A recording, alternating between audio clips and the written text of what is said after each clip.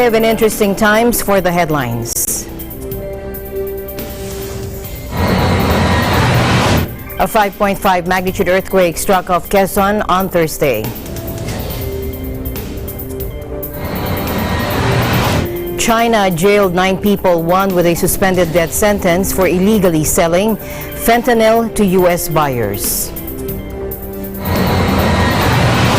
The first open impeachment hearings into U.S. President Donald Trump will begin next week, according to the congressman leading the probe, and he said this as the investigation heads into a highly anticipated public phase.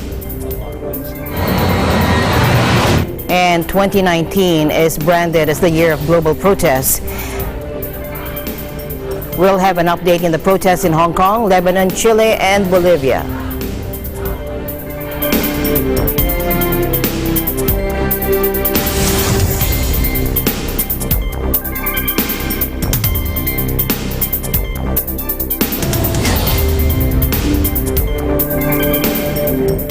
I'm Alma Angeles, wherever you're watching from around the world. Thank you very much for joining us, and now to the news.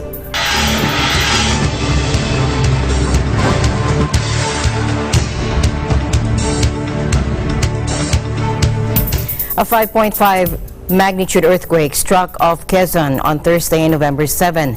The Philippine Institute of Volcanology and Seismology, or PHIVOC, said the quake of tectonic origin hit 42 kilometers northeast of Jomalig at 4:52 a.m. It has a depth of focus of 7 kilometers. PHIVOC said the earthquake is not expected to cause any damage. Intensity 4 or moderately strong shaking, which slightly rocked vehicles and was generally felt by those indoors and some people outdoors, was recorded in Ginayangan, Quezon, and Jose Panginiban, Camarines Norte. It registered at intensity 2 in Marikina City, Navotas City, Quezon City, as well as Malolos City, Gumaca and Dolores, Quezon, Baler, Aurora. Philippine authorities rescued dozens of people on Thursday after a ferry sank in rough seas. But the Coast Guard said search teams were still working to confirm all aboard were accounted for. Now, rescuers plucked 59 people from waters off the central island of Cebu, while another 3 swam to shore after the vessel took on water and capsized. The manifest showed 60 crew and passengers aboard, according to the Coast Guard. However, it is not clear if the list was complete. Manifests in the Philippines are often not a full accounting because passengers may stow away or captains can exceed the official capacity of their vessel. The vessel, the Siargao Princess, was plying a route near Cebu when its crew radioed for help. It said the boat was in trouble. The Philippines, an archipelago where millions rely on rickety ferries for cheap transport between islands, has regular boat accidents. In other news, China jailed 9 people, one with a suspended death sentence, for illegally selling fentanyl to U.S. buyers. Now, this was a culmination of a rare collaboration between Chinese and U.S. law enforcement to crack down on global networks that manufacture and distribute lethal synthetic opioids. Liu Yong was sentenced to death with a 2-year reprieve. Jiang Yuhua and Wang Fengxi were sentenced to life in prison. 6 other members of the operation got lesser sentences ranging from 6 months to 10 years. The United States has long accused China of being the main source of the deadly opioid. In fact, President Trump charged in August that Beijing had reneged on its promise to crack down on the drug. Fentanyl is a synthetic opioid that U.S. authorities blame for more than 100 deaths a day in the U.S. The drug had previously often slipped past law enforcement, due in part to the ability of drug makers to tweak formulas and create fentanyl analogs not restricted by existing Chinese law.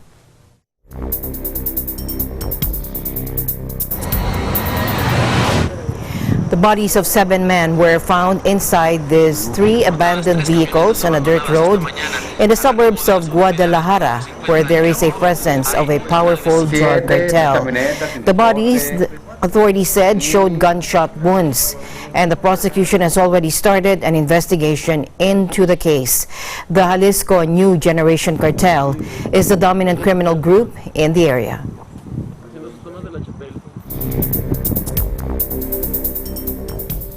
Hong Kong chief executive condemned the attack on a firebrand pro-Beijing politician in Hong Kong. Junius Ho was stabbed by a man pretending to be a supporter on Wednesday, the latest tit for tat for political violence in the city. Take a look. 特區政府喺呢度強烈譴責施暴者呢啲暴力嘅行為。我亦都喺呢度咧係向何議員致以慰問，希望佢咧係早日康復。Now, footage posted online showed a man handing Ho the flowers and asking for a picture. He then pulled a knife from his bag before striking Ho in the chest. The attack came as the Hong Kong's leader, Carrie Lam, said her resolve to crack down on the protesters had been bolstered by a recent meeting with Chinese President Xi Jinping. The international finance hub has been convulsed by 5 months of huge and increasingly violent protests, calling for greater democratic freedoms and police accountability.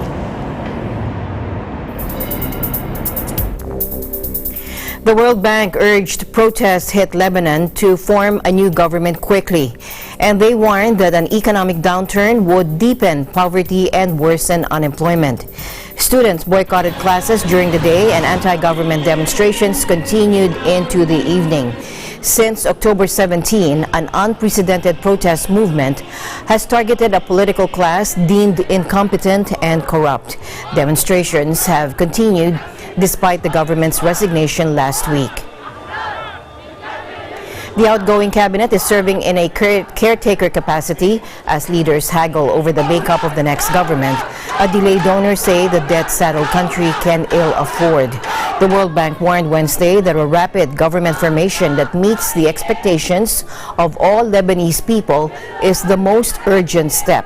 Representatives from the Washington-based global lender met earlier with embattled President Michel Aoun, who has pledged various reforms to combat corruption following the protests. The World Bank had forecast a contraction of 0.2% before the turmoil, but said that it is now expected Lebanon's recession to be even more significant.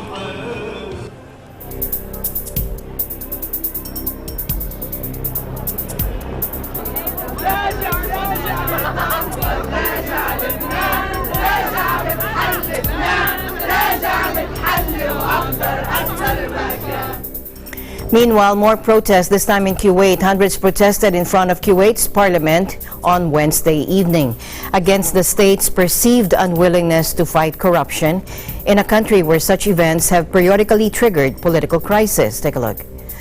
The demonstrators called on Speaker of Parliament Marzouk Al-Ghanim to step down. Other lawmakers have accused the Speaker of corruption. The protesters had been mobilized by former lawmaker Saleh Al-Mullah, who used social media to call for the vigil, organized with permission from authorities under the slogan, "That's enough." The demonstration came amid huge popular protest movements against corruption in Lebanon and Kuwait's neighbor, Iraq.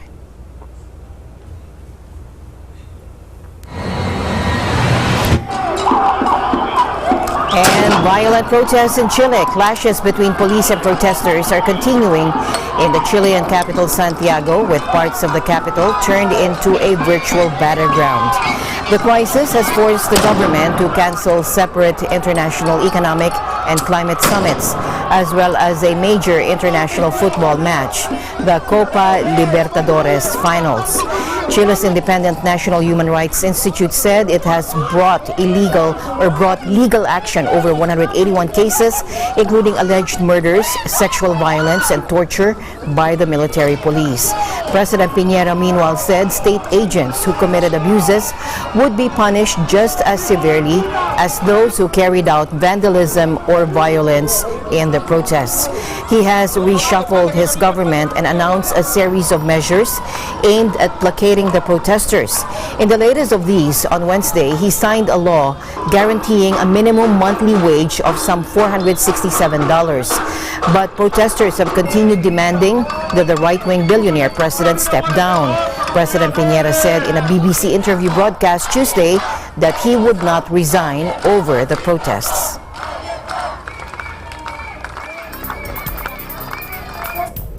A student was killed in the Bolivian protests on Wednesday amid increasing pressure on President Evo Morales to resign over opposition claims that he rigged his recent re-election. Take a look.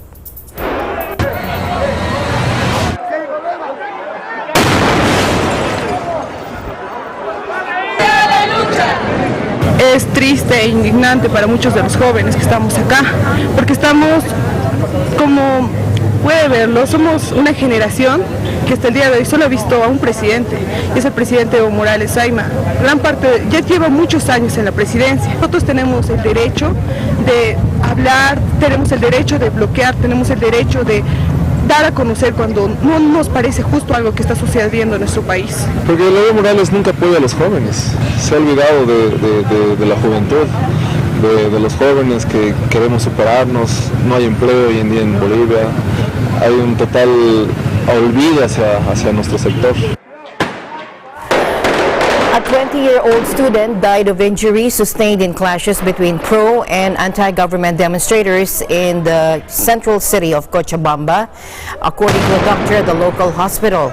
The fatality brings to 3 the death toll in clashes following the controversial October 20 election that saw Morales, 60, win re-election in the first round of voting. Morales, first elected president in 2006, is seeking to remain in power until 2025 after he took legal action to get around the constitutional term limits. The Supreme Court annulled the results of the 2017 referendum and ruled that public officials have no term limits. Carlos Mesa, who ran second against Morales in the October polls, has called for a new vote to be held.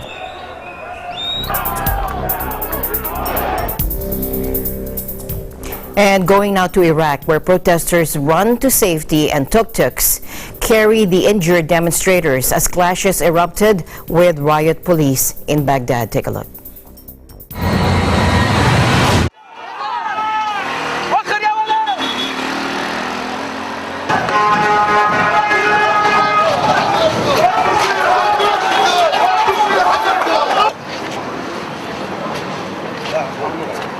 واحنا اخوتكم اذا ضابط علينا قال لنا ولدي انهزموا راح يضربوكم. احنا عبالنا ديشاقه ويريد يخوفنا حتى نرجع. واقفين احنا سحبوا من الدونكيات وراسهم ضرب على روسنا. اللي وقع شباكه الدعقان هاي رجل سوون بيها، شوف ايدي سوون بيها. ضرب وصلنا بنص السوق قاموا يمرمون علينا طلقات حيه.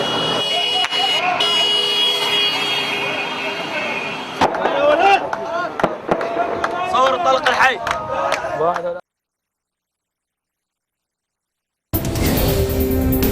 You're watching Eagle News. We'll be right back.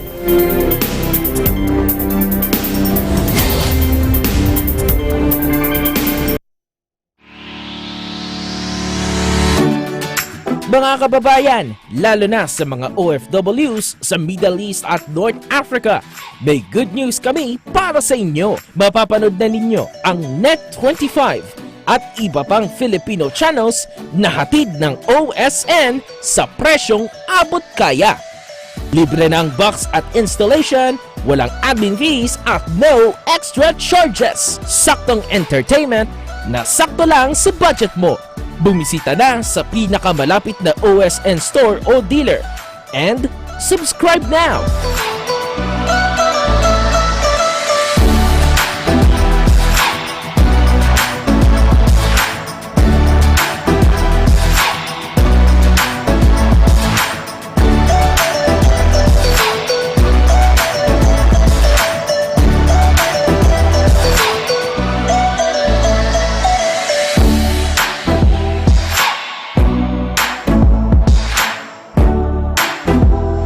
sa Net25 at OSN. Siguradong at home ka dito.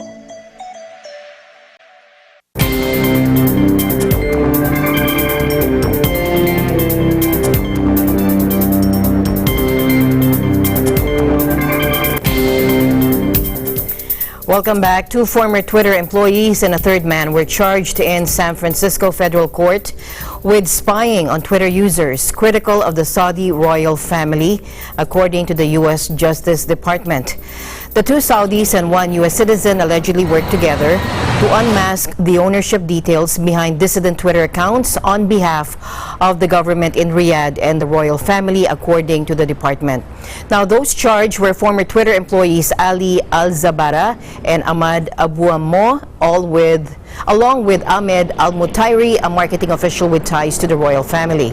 The indictment says Abuamo, 41, an American and Saudi national, Al-Zabara, 35, were recruited in 2014 to 2015 to use their positions in Twitter to gain access to private information related to the accounts of critics of Riyadh. Saudi citizen Al-Mutairi, 30, was a critical go-between who arranged contacts between the two others and the unnamed Saudi official. The indictment said Al-Mutairi controlled a social media marketing company that did work for a royal charity and members of the royal family, including Royal Family Member-1. Abuamo was paid over $300,000 and received a Hublot watch worth more than $20,000 for his work. Al-Zabara's payment was not detailed, but the findings said he quickly fled the U.S. with his family in 2015 after Twitter management confronted him about his unauthorized accessing of user information for some 6,000 Twitter accounts, including accounts of known prominent dissidents and royal family critics. The lawsuit comes as U.S.-Saudi relations continue to suffer strains over the brutal Riyadh-sanctioned murder last year of Saudi journalist Jamal Khashoggi, who wrote for, among others, The Washington Post. A critic of Crown Prince Mohammed Salman, Khashoggi was killed and dismembered inside the Saudi consulate in Istanbul.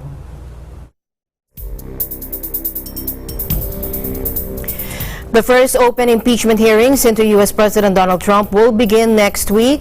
The congressman leading the probe said on Wednesday, as the investigation now heads into a highly anticipated public phase. Washington's top diplomat to Ukraine and Deputy Assistant Secretary of State George Kent are also scheduled to testify next Wednesday. Take a look. We will begin our open hearings in the impeachment inquiry next week. We will be beginning with the testimony of Ambassador Taylor and Ambassador Kent on Wednesday, and we will have Ambassador Yovanovitch testify on Friday. These will be the first of the open hearings. And I think you will see throughout the course of the testimony, not only their testimony, but many others, the most important facts are largely not contested.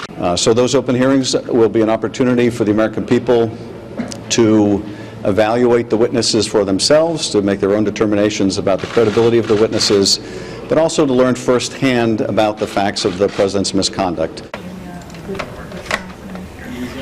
An anonymous whistleblower filed a complaint in September highlighting potential abuse of power by the president when he telephoned Ukraine's leader and asked him to investigate President Trump's potential 2020 election rival, Joe Biden. U.S. President Donald Trump attacked the impeachment inquiry during a rally in Louisiana, describing it as a hyper-partisan impeachment witch hunt. And the crooked media have launched the deranged, delusional, destructive, and hyper-partisan impeachment witch hunt. Now we go again. Sleepy Joe Biden, who's dumb as a rock, said you fire the guy, you get $1 billion. You don't fire the guy, you get nothing. And it's on tape, and the press refuses to print it. You talk quid pro quo.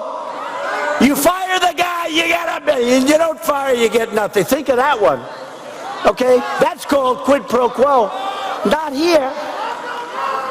That was said by Joe Biden to get rid of the prosecutor in Ukraine, who was looking at his son, who just got thrown out of the Navy, who was paid millions and millions of dollars Even though he had absolutely no energy experience, the Democrats' shameful conduct has created an angry majority, and that's what we are. We're a majority, and we're angry, that will vote the do-nothing Democrats out of office in 2020, especially we're going to take back the House.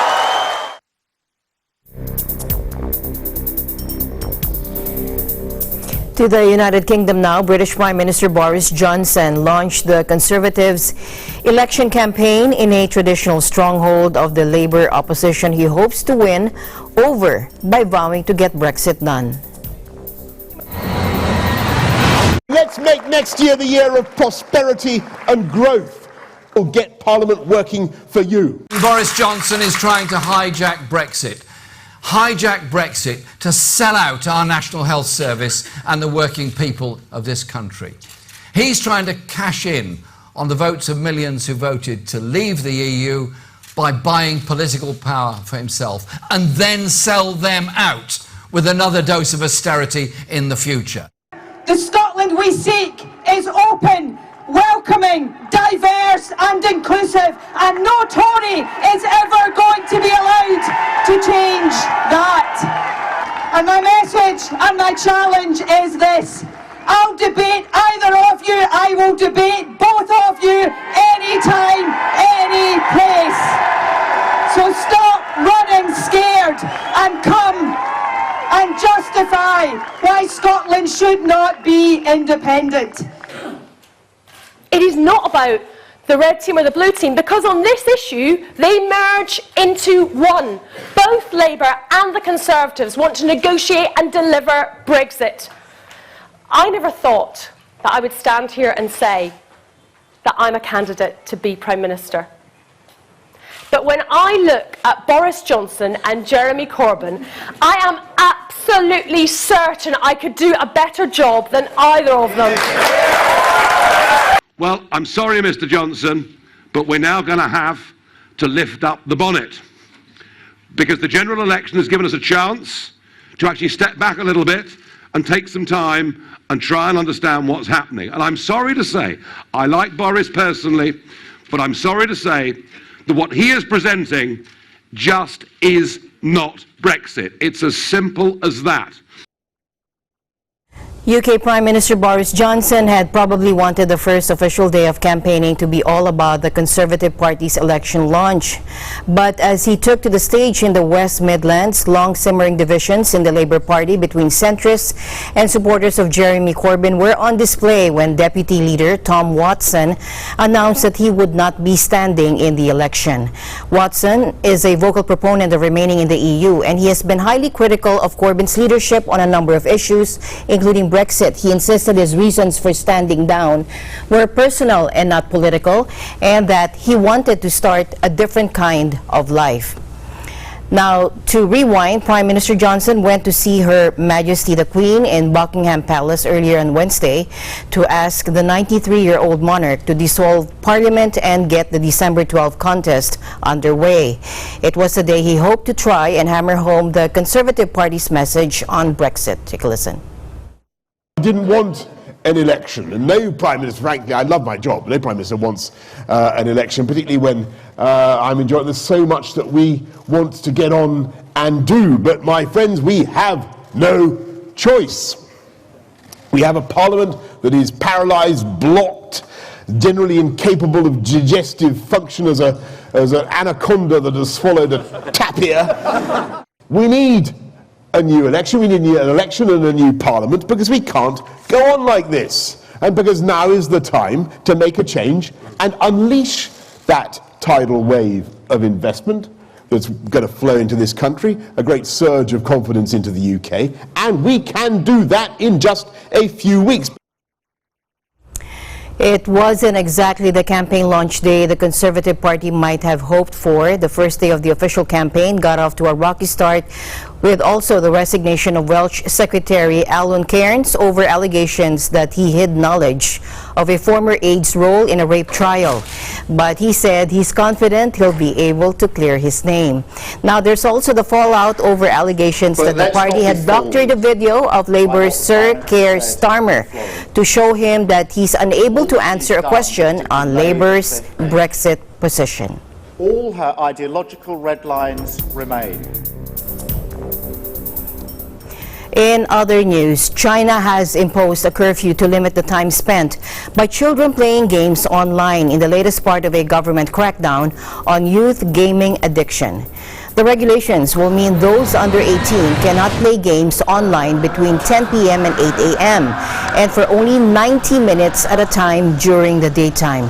In addition, the guidelines will also reduce the amount of money minors can spend online playing games to 200 renminbi or $28 per month, rising to 400 renminbi for those between 16 and 18 years old.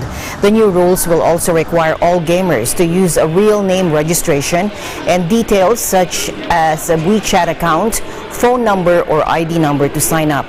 In a statement published on Tuesday, the government also calls for games producers to modify the game content, functions, or rules to avoid causing addiction in young players. China is the world's biggest video game market, but the government has been tightening up on the industry amid concerns about health, worsening nearsightedness in children, and online addiction.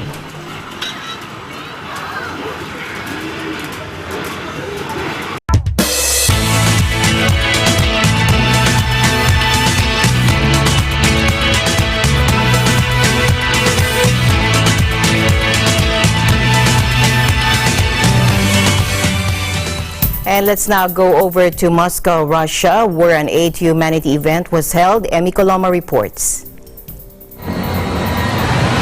More and more people are struggling to find a decent way to make a living. That is why the Iglesia Ni Cristo members are always too ready to help where part of the world they may be.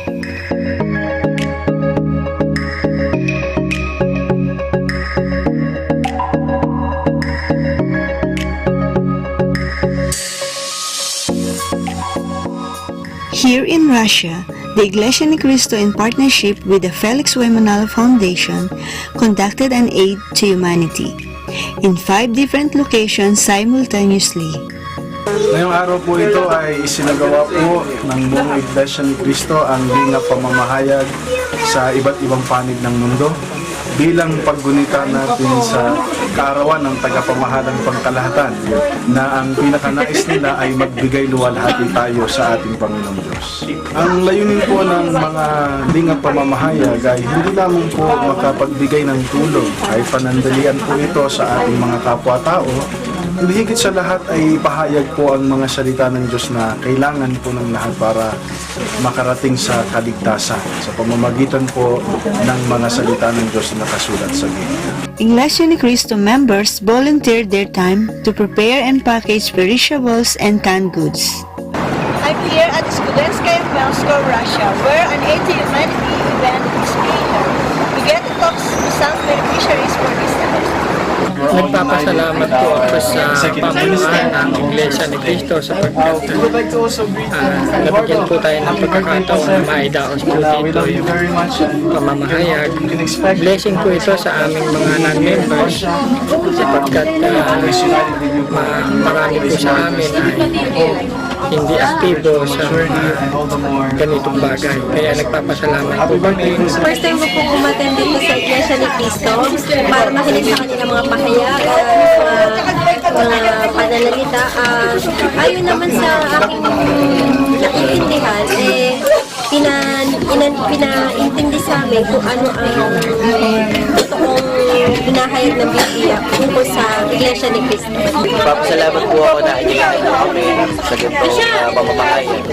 Magandang panimula po ito para sa mga nandito sa puso. Yun lang po. Salamat. Maligayang araw po kay kapatid na Eduardo Mananda.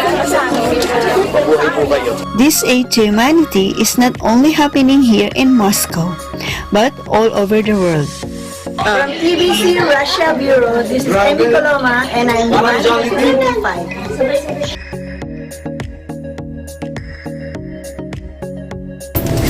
Thank you, Emmy. Eagle News, we'll be right back. Stay tuned.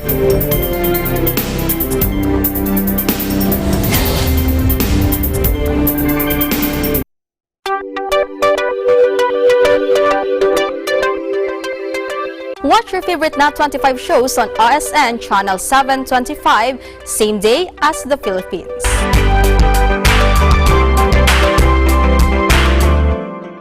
Eagle Broadcasting Corporation invites everyone for the first ever EBC Popcorn 2019, November 8 and 9 at the EBC Building, 25 Central Avenue, Diliman, Quezon City. Join us for a two-day event filled with pop culture experience and more.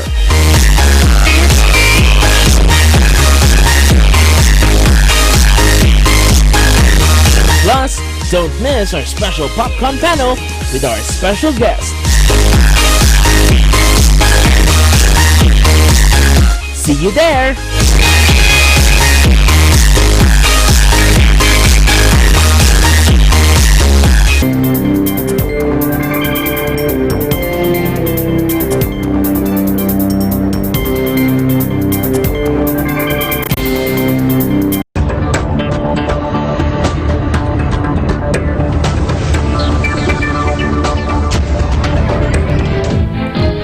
Welcome back. The Philippine economy expanded by 6.2% in July to September period this year. This after 2 quarters of deceleration, making it still one of Asia's fastest, according to a government report today. In a press briefing, Socio-Economic Planning Secretary Ernesto Perña said the Philippines likely ranked second behind Vietnam's 7.3%, but higher than China's 6% during the period. The third quarter figure brought gross domestic product or GDP of the last 9 months to 5.8%, slightly below the lower end of the government's 6 to 7% target for the year. Mr. Perña said the government is committed to speeding up the implementation of programs and projects that were affected by the budget impasse and the election ban earlier in the year. The Philippines remains one of the fastest growing economies in Asia, but rising uncertainties, including ongoing U.S.-Sino trade tensions, were major risks to the country's growth outlook.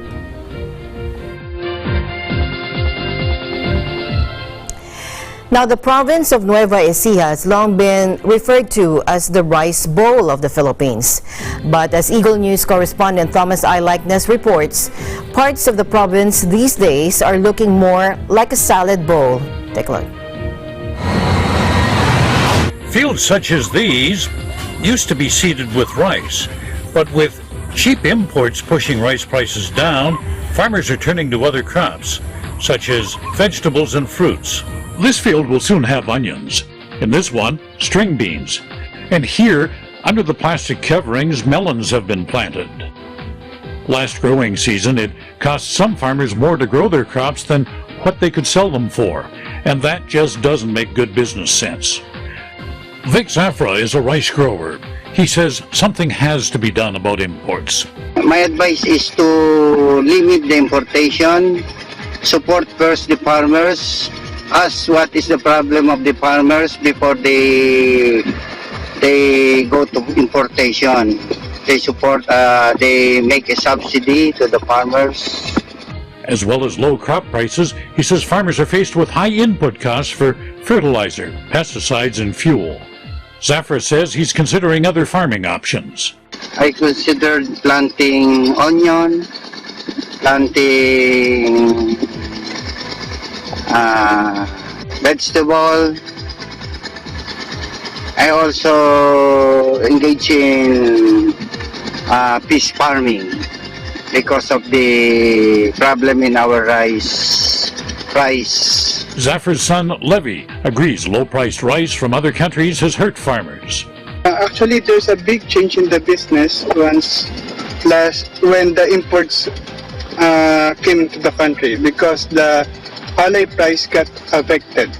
Palay price today is around 12-13 pesos. Unlike before, they can buy it around 17-18. So many farmers are not having a good year this year because of the price of rice, palay. Levy had been a rice trader, but left that business this year. Because it's hard to sell the rice today. Not like before, you can sell it immediately. Now you cannot. It's hard because there's competition from the imported rice. Rice grower Adilberto Durang says he can still afford to seed rice because he has off-farm income. That means he doesn't have to go to the bank to borrow money to put in a crop. But he says young farmers starting out just don't have a chance in today's economic environment. But again, for a young person, it's difficult for them to survive because this alone, seeds only cost 18,000. Wow! If you make a loan from the bank, wow, that is 6 months. 6%, 6 to 10%. You cannot. Durang also wants the government to do something about input prices. They should regulate the price of fertilizers per bag. They should the inputs like insecticides, the herbicides, molluscicides, and all the spray materials that cost us very high. Unless the economics improve, roadside scenes such as these may be less frequent. Growing rice simply just doesn't pay the bills. Not all farmers are making the switch to alternate crops. Some are still growing rice, toughing it out, hoping that prices will rebound. Meantime, though, the cheap imports continue. Near San Jose City and Nueva Ecija, Thomas I. Like this. Eagle News. I'm one with 25. Thank you, Thomas. Lufthansa said it would slash 700 to 800 jobs at its Austrian Airlines subsidiary, more than a tenth of the workforce as it strives to cut costs in the face of growing competition. Take a look. Lufthansa CEO Carsten Spohr said the job cull would help the group achieve savings of 90 million euros per year by 2021. In a separate statement, meanwhile, Austrian Airlines said the job cuts would take place over the next 2 years. Meanwhile, tens of thousands of Lufthansa passengers face disruptions as cabin crew in Germany kicked off a massive 48-hour walkout in the biggest escalation yet of a bitter row over pay and conditions. The strike, called by Germany's UFO Flight Attendants Union, was scheduled to start at 2300 GMT on Wednesday and last until 2300 GMT on Friday. Lufthansa said it was forced to scrap 700 flights on Thursday and some 600 the following day, and they warned that around 180,000 passengers will be affected. The UFO union said the stoppage would impact all Lufthansa departures from German airports, as well as higher pay for cabin crew across the Lufthansa group. UFO is demanding more benefits and easier routes into long-term contracts for temporary workers.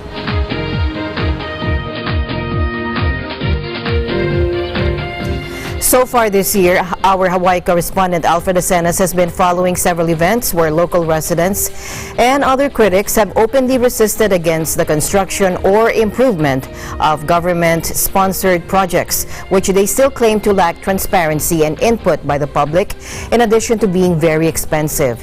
Here's the report.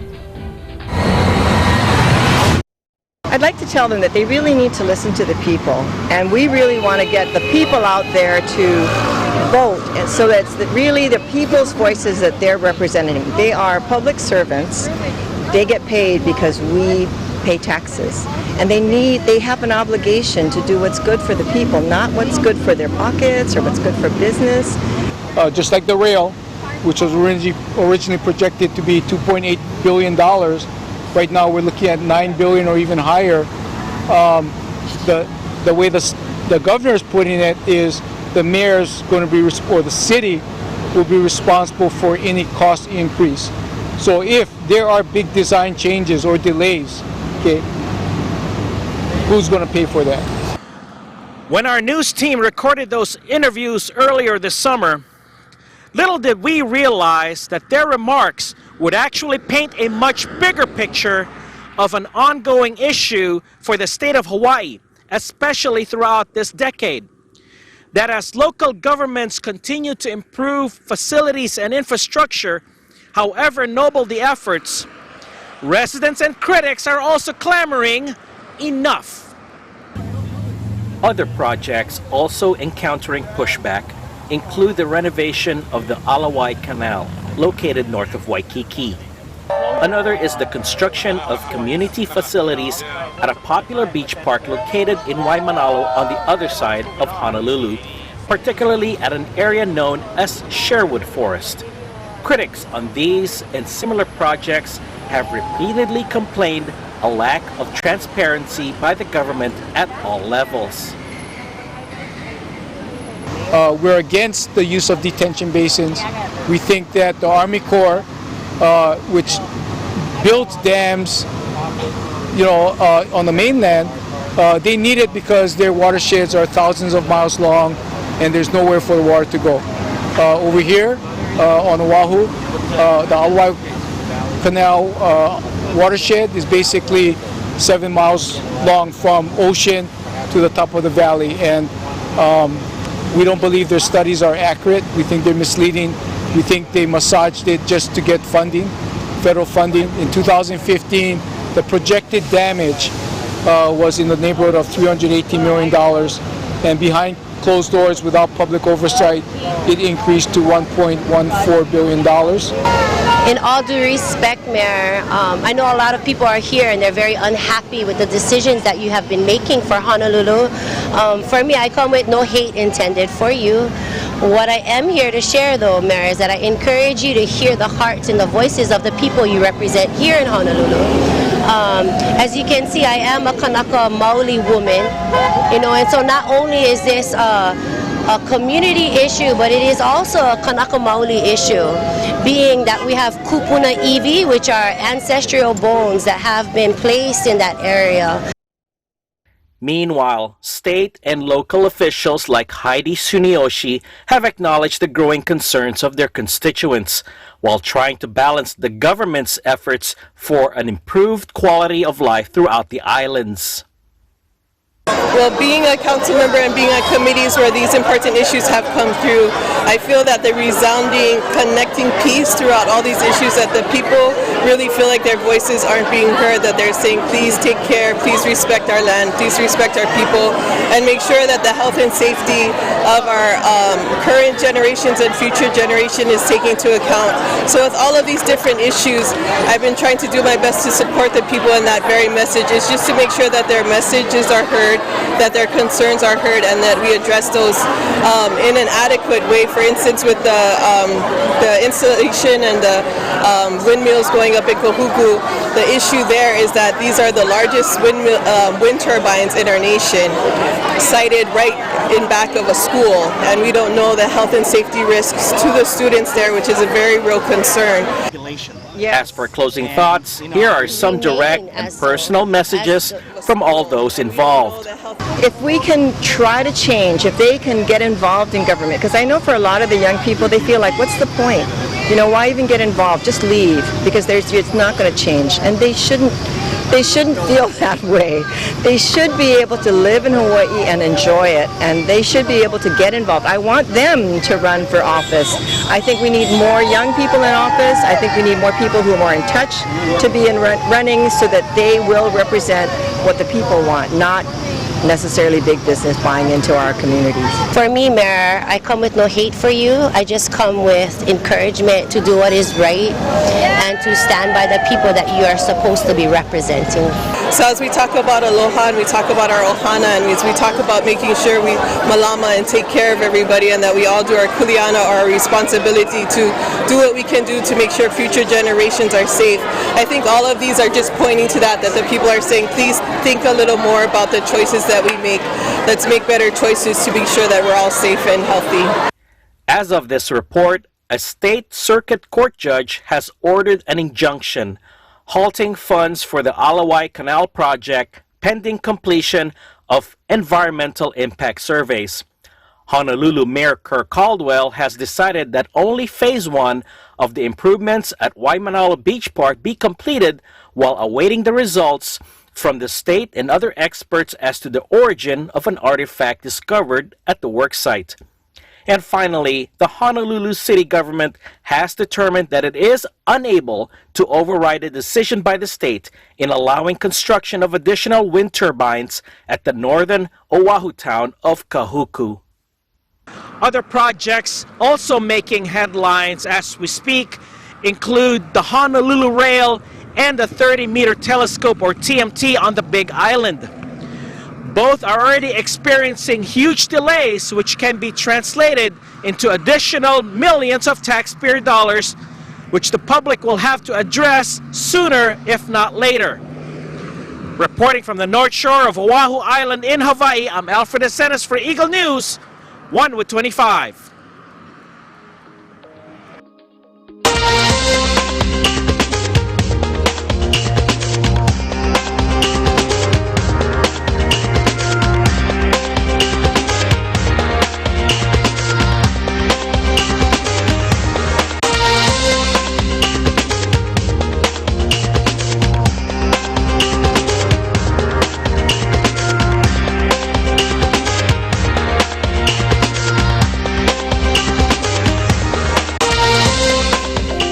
India's ambitious plan to ban single-use plastic nationwide appears to be becoming less achievable. Now, this is amid growing fears curbing the use of the versatile and cheap material could significantly hurt the slowing economy. India's war on plastic meets resistance. Now, the country's single-use plastic manufacturers, like this cutlery maker who had to stop production, denounced the lack of a clear plan for their industry. Take a look. So, it takes years to build a business and generations to build a business, but now we are in no clarity that what is going to happen next and what is going to be the future. It should be done in a phased manner, that this product is restricted, this is allowed, and this much time is given to the manufacturing or trader lobby. India's Prime Minister Narendra Modi is pursuing an ambitious project to phase out single-use plastics by 2022. There is a lot of chaos among stakeholders. Companies have a lot of chaos, industry has a lot of chaos, informal sector is totally in a stage of chaos that they will lose jobs. With people there's a lot of chaos because there isn't enough awareness on how, where, why, what alternatives, Secondly, the bigger problem is waste management. Households do not segregate waste properly, and once plastics gets contaminated, for sure it will not get recycled. It will just be thrown. Plastic makes up about 8% of total solid waste in India, according to the government.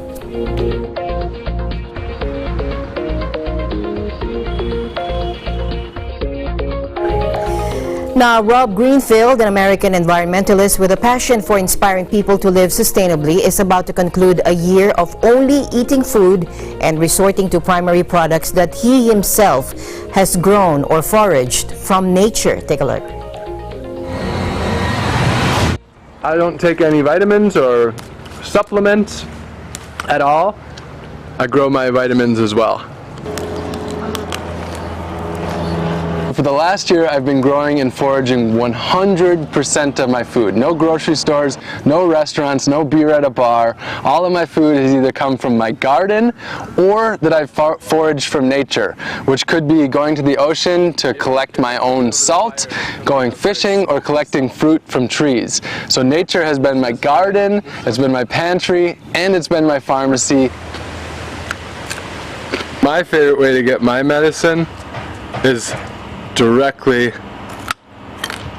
from the earth. Ooh, that's good fresh stuff.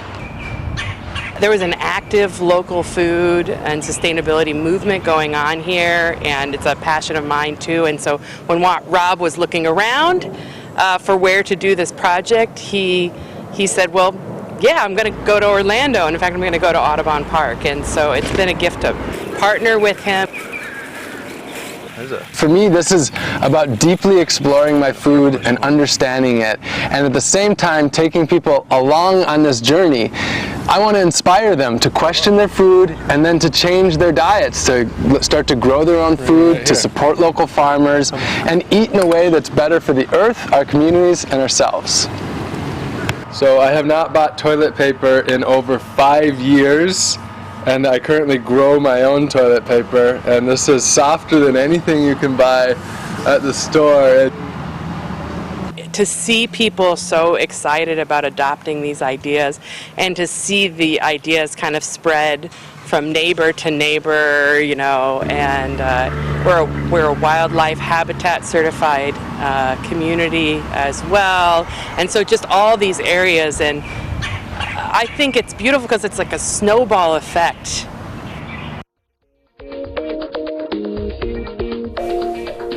And finally in our news, in a year when global protests over the climate crisis were staged all over the world, climate strike has been named Collins Dictionary's 2019 Word of the Year. Now, the first use of the expression was registered in 2015 when a mass demonstration took place during the UN Climate Change Conference in Paris. Now, the phrase took off in late 2018 when the young Swedish activist Greta Thunberg's decision to skip school on Fridays in order to protest in front of the National Parliament made headlines around the world. Now, Collins lexicographers noticed a 100-fold increase in the use of climate strike in 2019. It was the largest of any word on their list. Climate strike's definition is a form of protest in which people absent themselves from education or work in order to join demonstrations demanding action to counter climate change.